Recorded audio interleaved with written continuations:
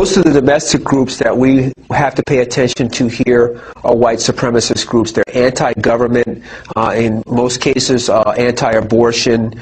They are usually survivalist type in nature, identity-oriented. If you recall, Buford Furrow came to Los Angeles in, I believe it was 1999, when he went to 3 different Jewish institutions, museums, and then wound up shooting people at a children's community center, and then shooting a Filipino postal worker later on. Matthew Hale, who's the Pontifex Maximus of the World Church of the Creator out of Illinois, and Ben Smith, who went on a shooting spree in 3 different cities where he killed a number of African Americans and Jews and Asians that day. Those groups are groups that claim to be extremely anti-government and Christian identity oriented.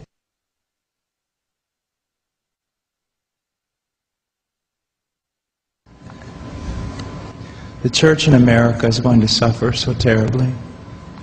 And we laugh now, but they will come after us, and they will come after our children. They will close the net around us while we are playing soccer mom and soccer dad, while we are arguing over so many little things and mesmerized by so many trinkets. The net even now is closing around you and your children and your grandchildren, and it does not cause you to fear. You will be isolated from society, as has already happened. Anyone who tries to run for office who actually believes the Bible will be considered a lunatic until finally we are silenced. We will be called things that we're not and persecuted not for being followers of Christ, but for being radical fundamentalists who do not know the true way of Christ, which of course is love and tolerance. You'll go down as the greatest bigots and haters of mankind in history. They've already come after your children, and for most of you, they got them.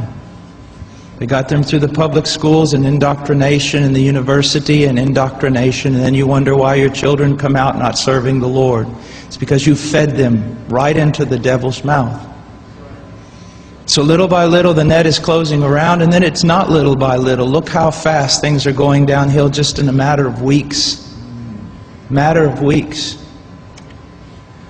But at the same time, know this.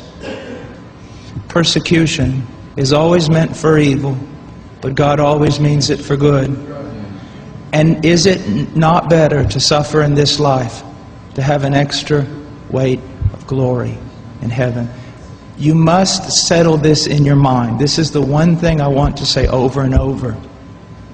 Do not believe. Down through history, you have a wrong idea of martyrdom and persecution.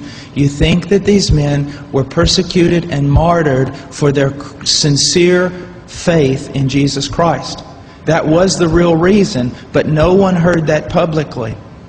They were martyred, and they were persecuted as enemies of the state, as child molesters, as bigots, as narrow-minded, stupid people who had fallen for a ruse and can contribute nothing to society.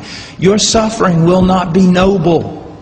So your mind must be filled with the Word of God when all people persecute you and turn on you. And the Spirit of God in common grace pulls back, and you see even your children and your grandchildren tossing in the lot that you should die.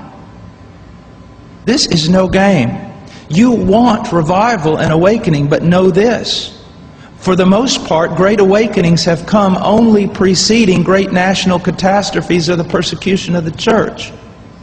I believe God is bringing a great awakening, but I believe that He is raising up young men who are strong in trust in the providence of God to be able to wade through the hell that's going to break loose on us. And it will be on us before we even recognize it.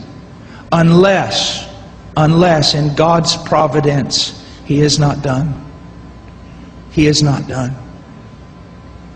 And note, this is not silly talk. Apart from a great awakening, these things are going to come upon you. Be ready to lose your homes, your cars, and everything.